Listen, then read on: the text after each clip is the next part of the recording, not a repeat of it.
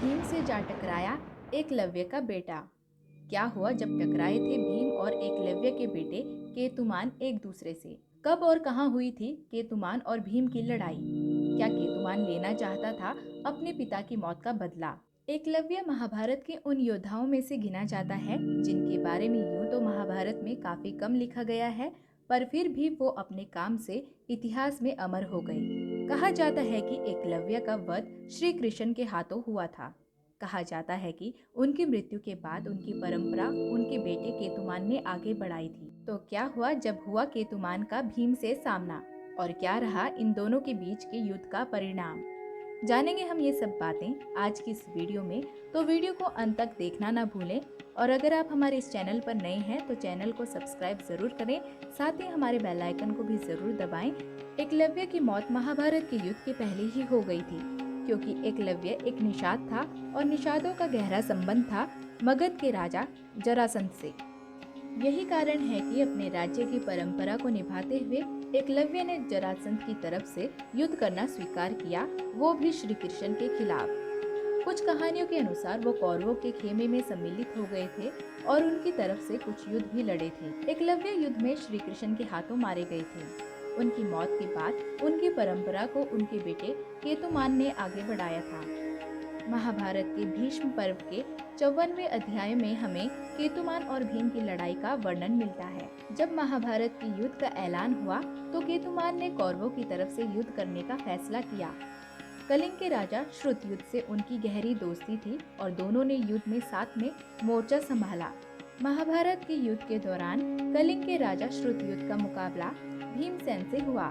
श्रुतयुद्ध ने जब भीम पर बाण चलाकर उसे घायल कर दिया तो भीम गुस्से से तिलमिला गया। दोनों के बीच भयंकर युद्ध हुआ जिसमें भीम ने श्रुतयुद्ध को मार दिया। श्रुतयुद्ध की मौत की खबर जब केतुमान तक पहुंची तो वो गुस्से से बिलबिलाता हुआ भीम को मारने दौड़ा। साथ ही साथ श्रुतयुद्ध के साथी योद्धा सत्यदेव और सत्य भी भीम से लड़ने के लिए आए। केतुमान ने भीम को ललकारते हुए कहा कि भीम जैसे राजकुमारों के कारण उनके पिता को कभी द्रोण से धनुर्विद्या सीखने को नहीं मिली। जब उन्होंने खुद से शिक्षा हासिल की तो उनका अंगूठा कटवा दिया गया। जिंदगी भर मेरे पिता ने जो भी अपमान सहा है, आज उसका बदला मैं लेकर रहूंगा। भीम ने उसे टोकते हुए कहा कि तुम्हारे पिता के साथ जो अन्याय हुआ उसमें द्रोणाचार्य का हाथ था, हमारा नहीं। और तुम आज भी द्रोणाचार्य की तरफ से लड़ रहे हो जबकि तुम्हें उनके खिलाफ लड़ना चाहिए।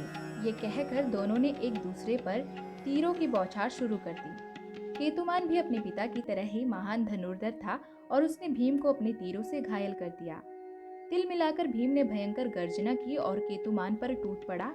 पहले भीम ने सत्यदेव और सत्य को यमलोक पहुंचाया और फिर अपने बाणों से केतुमान को मारकर यमलोक भेज दिया। कहा यह भी जाता है कि केतुमान युद्ध में अपने पिता के भी खिलाफ लड़ रहा था। कहा जाता है कि मरते मरते एकलव्य ने श्री कृष्ण से ये वरदान मांगा कि अगले जन्म में वो द्रोणाचार्य की मौत की वजह बनना चाहते हैं। यही कारण था कि एकलव्य अपने अगले जन्म में धृष्टद्युम्न बनकर पैदा हुए और सीधा यज्ञ से निकले और बाद में द्रोणाचार्य की मौत का कारण बने। मतलब महाभारत के युद्ध में एकलव्य धृष्टद्युम्न के रूप में पांडवों की तरफ से लड़ रहा था, वहीं उसका बेटा केतुमान कौरवों की तरफ से लड़ रहा था। ये बात अलग है कि दोनों का कभी आमना सामना नहीं हुआ।